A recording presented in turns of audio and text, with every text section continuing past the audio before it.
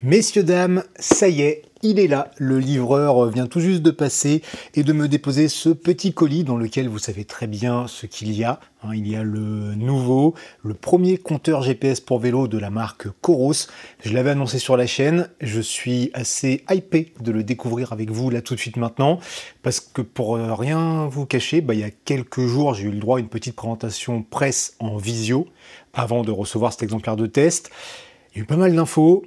Et j'espère vraiment qu'ils n'ont pas fait de la merde. Et avant même d'ouvrir le carton, là je vais vous donner son prix. Ils l'ont posé à 289 €.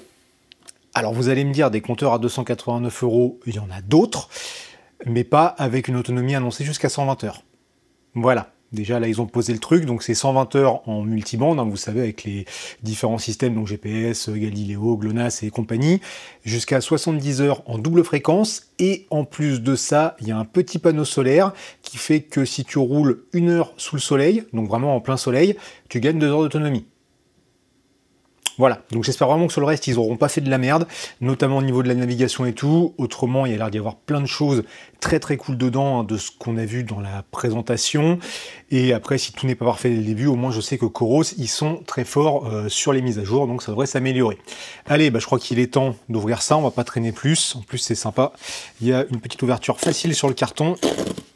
Ah, hop là. Alors, qu'est-ce qu'on a dedans? Bon, la mousse, on s'en fout.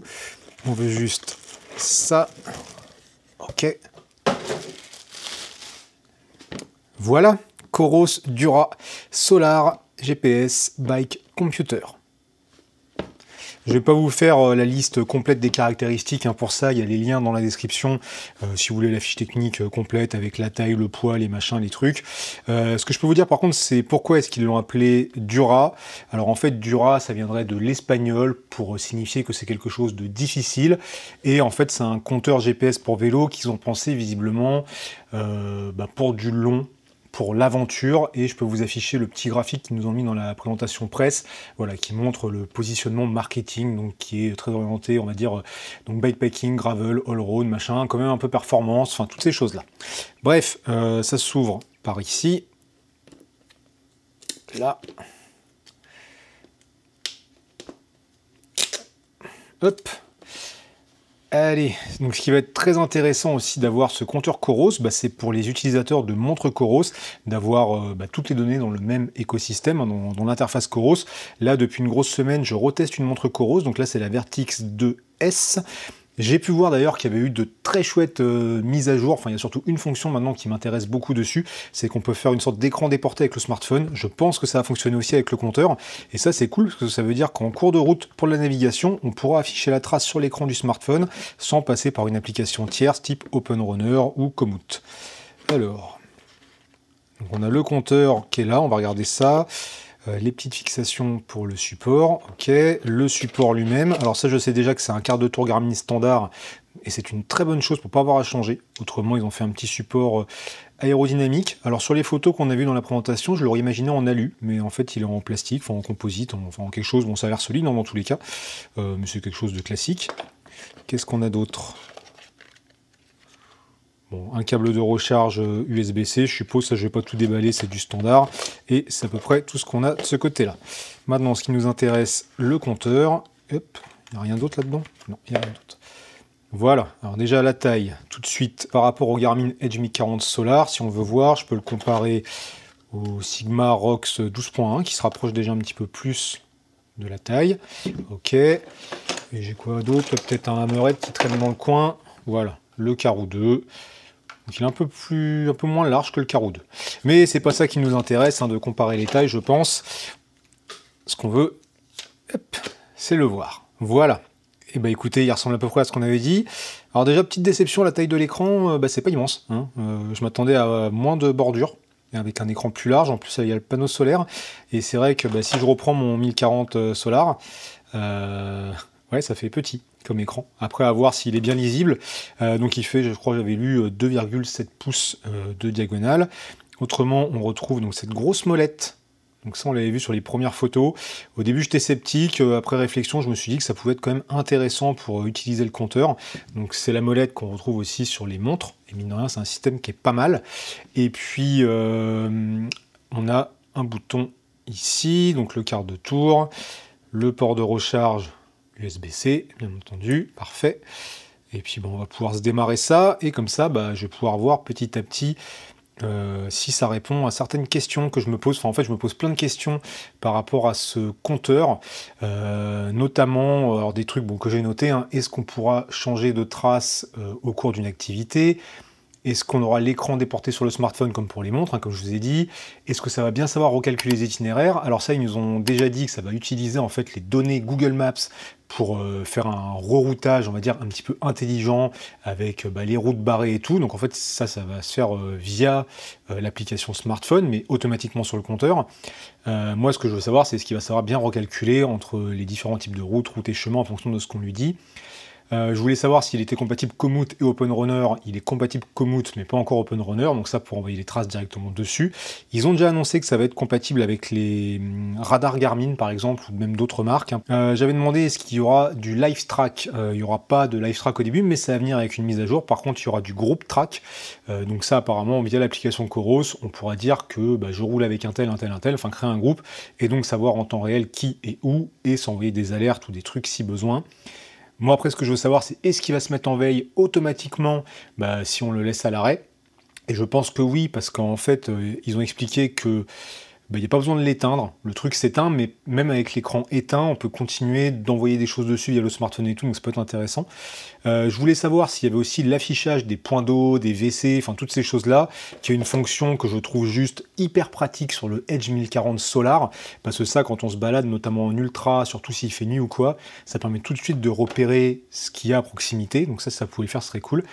Ils ont aussi dit que tout de suite, il n'y aura pas la température, il n'y aura pas la météo, ça ce sont des choses qui vont arriver en cours d'année, ainsi que le sens du vent, et pour tout ce qui est live segment Strava, ça va aussi arriver via une mise à jour en cours d'année. Maintenant, vous voyez, il a démarré, je vais pouvoir aller sur français avec la molette, je regarde en même temps si j'ai d'autres petites infos intéressantes à vous donner. Donc l'autonomie, je vous en ai parlé, c'est le truc qui est quand même assez ouf, clac clac. Features, non, il n'y a rien de plus. Après, on va voir petit à petit. Hein. Donc, il y aura bien sûr toutes les données d'entraînement. Comme j'ai dit, c'est le truc intéressant de reprendre avec l'écosystème complet pour avoir vos données d'entraînement, vos données de santé et tout. D'ailleurs, petite chose, et après, promis, je finis de le démarrer. Là, j'ai retesté un petit peu donc une Coros après avoir longtemps eu une Garmin au poignet. Donc, c'est intéressant comme ça de laisser quelques mois d'écart. Je trouve toujours que les montres Coros, pour compter les pas, elles sont dans les choux. Hein. L'autre jour, j'étais à vélo, peut-être à la fin de la journée, j'avais 50 000 pas, parce qu'avec les vibrations, ça me comptait des pas. Garmin, pour ça, ils sont beaucoup plus fins. Je trouve qu'ils sont beaucoup plus fins pour les données quotidiennes et ce genre de choses, tout ce qui est analyse de sommeil et compagnie. C'est pas les choses qui m'intéressent le plus, mais voilà, pour ceux qui aiment bien ces choses-là, Coros a encore un peu de retard là-dessus, je trouve. Allez, français, changer la langue, oui, je veux du français. Allez, et maintenant? J'ai cliqué, j'ai pas cliqué, là, qu'est-ce qui se passe? Ah, voilà. Alors, maintenant, il faut scanner avec le téléphone, évidemment. Hop, pour ajouter un appareil. Alors, leur application Coros, je trouve qu'elle est toujours bien foutue, pour le coup. Ok. Couplage à Dura. Très bien, veuillez patienter. Dépêche-toi, parce qu'il y a des gens qui regardent cette vidéo et qui attendent avec impatience. Au moins en tant que moi, en plus, j'ai beaucoup parlé. Et je suis sûr qu'ils veulent en savoir un petit peu plus maintenant sur ce compteur.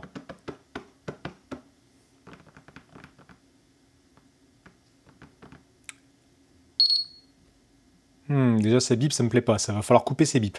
Configurer ton appareil. Alors, on peut configurer depuis le smartphone. Qu'est-ce que ça nous raconte? Choisis tes activités.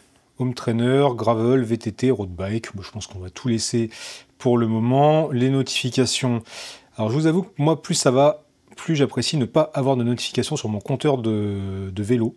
Comme ça m'embête pas. Configuration terminée. Commencer dès maintenant. Très bien. Alors...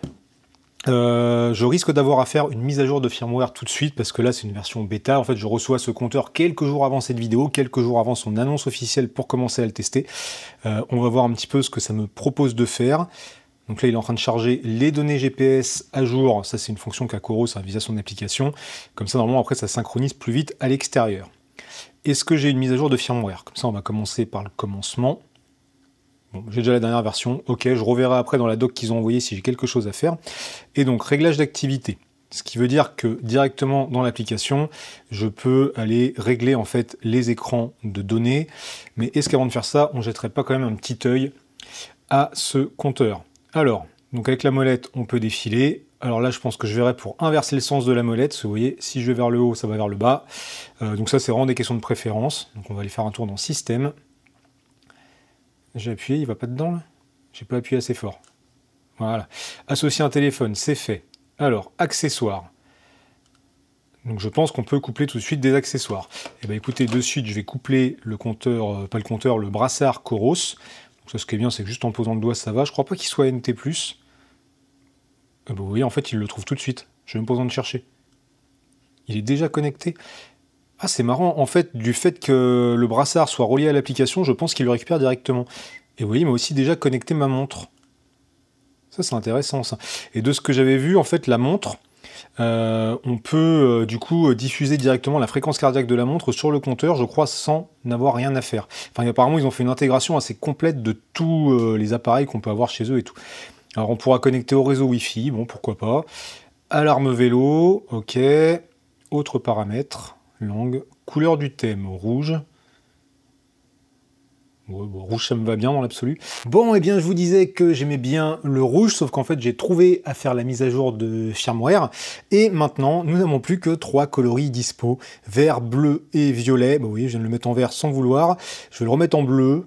Et en fait, j'en ai un peu rien à cirer de la couleur que ça a. C'est vrai que je suis pas trop à chercher comme ça les personnalisations qui se donnent en violet. Pourquoi pas? Qu'est-ce qu'on préfère? Violet peut-être? C'est ce qui se rapproche le plus du rouge. Allez, on va se mettre ça. Franchement, c'est pas ce qui m'intéresse le plus. Pourquoi est-ce qu'ils ont retiré le rouge? J'en sais rien. Bref, on reprend. Alors par contre, la molette, on peut toujours pas changer son sens, mais ça fait toujours défiler le menu. Et une petite chose que j'ai remarqué, je sais pas si on le voit bien là sur la vidéo, il y a une sorte de latence quand on change d'item. Je sais pas, il y a un truc bizarre, une sorte d'effet de balayage comme ça qui est pas très très joli. Alors c'est pas gênant en soi, mais c'est vrai que je sais pas, c'est pas fou. Et autrement, on peut bouger tout ça avec l'écran tactile. Donc l'écran tactile qu'on peut soit toujours activer, soit dire que sur la carto. Et par contre, je crois qu'on ne peut pas verrouiller l'écran tactile durant une activité. Donc en cas de pluie ou quoi, peut-être que ça peut être intéressant de dire qu'on veut que sur la carto et après de faire défiler les pages avec la molette, ce qui fonctionnera tout aussi bien. Avec le tactile, on peut aussi revenir en arrière. On peut bien sûr valider un item. Bon voilà. Et après, il n'y a pas grand-chose d'autre à voir de ce côté-là. C'est vraiment un petit peu les paramètres. On va retourner un peu sur l'écran d'accueil où on a les différentes activités qu'on a. Avec la mise à jour, il y en a eu 2 de plus. Donc, je vous montre ça de suite. Déjà maintenant dans l'appli, j'ai le Workout Menu où je peux choisir les activités que je veux faire apparaître sur le compteur. Les autres étant rangés dans le menu Autres. Donc ici, vous voyez, j'ai enlevé le Home Trainer et le VTT électrique. Et j'en ai laissé 4, mais bien sûr, je peux en ajouter, en retirer. Mais je ne peux pas en créer de nouvelles. Et ça, c'est un petit peu dommage. Je ne peux pas non plus renommer les activités qui sont présentes. Par contre, ce que je peux faire, c'est dans Réglage d'activité, comme pour les montres Coros, régler les écrans de données. Donc admettons que je vais sur le vélo classique. Et déjà, j'ai accès aux alertes d'activité. Donc ça, je peux aussi le faire sur le compteur, il me semble. Donc distance, vitesse, s'il faut boire, enfin manger et compagnie, on peut paramétrer un peu ce qu'on veut. Et après, ce qui est intéressant, les écrans de données, on a 2 modes différents. Donc le full screen mode et le split screen mode. Full screen mode, c'est le truc tout à fait classique. Vous avez vos pages de données que vous faites défiler. Vous avez différentes dispositions pour les champs de données. Donc on est jusqu'à 9 champs, ce qui est quand même pas mal, avec des données un petit peu tout et n'importe quoi. Vous voyez, j'ai même pas validé le truc. Hop. Donc après, on a un petit peu de tout, puissance. Donc là, on avait les données de temps, distance et dénivelé, vitesse, puissance, cadence, fréquence cardiaque, charge d'entraînement. Dans autres, j'ai vu qu'on avait tout ce qui était pour les transmissions électriques. Et on a aussi température du corps moyenne. Comment vous dire que tout ça, ça n'a rien à faire là. Je ne vois pas comment est-ce que le compteur va venir vous prendre la température. Ça, c'est par rapport aux montres. Je pense que par rapport au compteur, ils auraient pu le retirer. Et après, pour ce qui est de la température extérieure, comme je vous l'ai dit, normalement, ça arrive. Le deuxième truc, le split screen mode, ça, je trouve que c'est intéressant. En fait, l'idée, c'est que vous avez la carte et en dessous 2 cases de données, et quand vous faites défiler l'écran, vous conservez toujours la carte, mais vos données en dessous peuvent changer. Ce qui est dommage par contre, c'est qu'on est limité seulement à 2 données, on ne peut pas rajouter plus de cases. Ça aurait été bien peut-être d'en avoir, je sais pas, 4, 3, 4, quitte à avoir des cases plus petites. Et ça, bah pareil, on peut personnaliser ce qu'on veut mettre dedans. Donc là, par exemple, vous voyez, j'ai mis la distance, ici j'ai mis la vitesse, et on fait ce qu'on veut. Je sais pas, sur la page 2, admettons, ici je veux ma fréquence cardiaque, voilà. Bref, j'enregistre. Tout ça, c'est balancé sur le compteur, et bien sûr, je vais retrouver ça ensuite durant mes activités. Maintenant, justement, les activités, si on va voir dessus, ici, par exemple, j'ai la route. Je rentre dedans, et chose intéressante, vous voyez, il y a la petite icône de montre. Tout à l'heure, on regardait pour les accessoires. Donc, le brassard cardio clignote, ou ceinture cardio, ce serait la même icône. La montre est déjà connectée. En fait, ça reste connecté automatiquement, et paf, si je vais sur la montre, bah, ça bascule sur un écran avec le cardio. Donc, d'office, le compteur va chercher le cardio d'une montre Coros si on la porte, et si on n'utilise pas un autre accessoire. Si je viens prendre mon brassard et que je le mets en service, déconnecte la montre et il prend le brassard. Ça, je trouve que c'est pas mal. Autrement, ici, on a les itinéraires qu'on peut charger, les traces. Ça, il faudra que je vois, comme je l'avais dit, si on peut les changer en cours de route, chose qui serait quand même pas mal. Les séances d'entraînement, les alertes d'activité comme sur le téléphone, les accessoires, ça on l'a vu. Écran partagé, ça j'ai pas encore compris ce que c'était. Je pensais que ça pouvait être peut-être pour la montre, mais non. Je pensais que c'était par rapport à l'appli smartphone, le truc que je vous disais qui s'affiche dans le coin, qu'on peut ouvrir. Pour le moment, ça ne fonctionne pas. Pause automatique, ça, on sait ce que c'est. Et maintenant, si je lance une activité, hop, ça ressemble à ça. Et là, le seul truc dommage, c'est que ça me prend bien le cardio de la montre. Donc, normalement, cardio, voilà, que j'ai mis là. Vous voyez, je peux faire défiler avec la molette ou avec le tactile.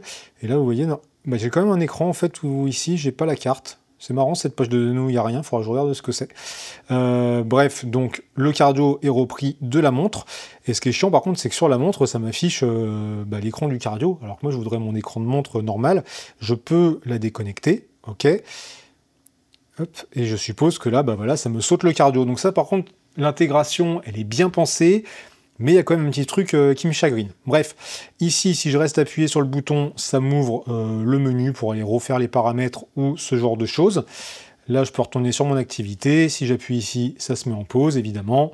D'ailleurs, vous voyez, j'avais fait l'autopause. Il m'a quand même compté quelques minutes d'activité. Donc là, il n'est pas en autopause. Peut-être parce qu'il n'a pas le signal GPS, du coup, il est un petit peu perdu. Je verrai ça en extérieur. Bref, là, on a accès à différents trucs. On peut reprendre plus tard. Itinéraire. Ah, donc a priori, on peut changer la trace en cours de route. Ça répond déjà une première fois à ma question, mais encore une fois, à vérifier sur le terrain. Et donc là, je vais mettre fin à cette activité que je ne vais pas enregistrer, car je n'ai rien fait. Autrement, sur le plan physique du compteur, j'ai remarqué qu'ici, on a le trou pour passer une petite dragonne. La dragonne, par contre, qui n'est pas fournie dans la boîte. On a les clés Allen pour visser le support de compteur, mais on n'a pas la dragonne. C'est un petit peu dommage. Après, encore une fois, ils vendent ça à 289 €. Si déjà, on a beaucoup d'autonomie et une navigation qui fonctionne bien, un compteur qui au global fonctionne bien, là, je trouve qu'il manque déjà quelques petits trucs, mais bon, si après ça fonctionne bien avec les mises à jour, ça va être top. Ils vont un peu péter le marché à ce prix-là, j'ai envie de dire. Donc la Dragon, honnêtement, je peux la reprendre sur mon Garmin ou autre chose, peu importe. Et là, je peux vous montrer vite fait ce que ça donne sur le support. Voilà, c'est tout beau. Franchement, ils ont fait un beau support, je trouve que c'est hyper bien intégré. C'est assez sympa, donc un peu aéro, hein, comme on a dit. Le cintre vient là, c'est un petit peu en dessous. Enfin, c'est joli, hein. Franchement, là, ils ont bien fait le truc. Et voilà en gros pour ce premier petit tour d'horizon de ce Coros Dura. Maintenant, me reste à aller l'essayer sur le terrain. Je pense que ça va être chouette. Il manque peut-être déjà 2-3 petits trucs comme je l'ai dit. Il y a 2-3... Voilà. Enfin, il y a des petites améliorations à apporter, peut-être l'écran un peu petit, mais pour la navigation, il faudra voir vraiment ce que ça donne. Dites-moi déjà ce que vous en pensez dans les commentaires. Si vous voulez plus d'infos, ou si jamais vous voulez l'acheter tout de suite parce qu'il vous intéresse, les liens sont en description. Ce sont des liens affiliés, donc forcément, ça soutient mon travail. S'il y a des choses que vous souhaitez que je teste ou non, dites-moi ça aussi en commentaire. Et on se retrouve tout de suite, juste après, là, comme ça, pour une vidéo avec mes premières impressions. Sur ce, ciao!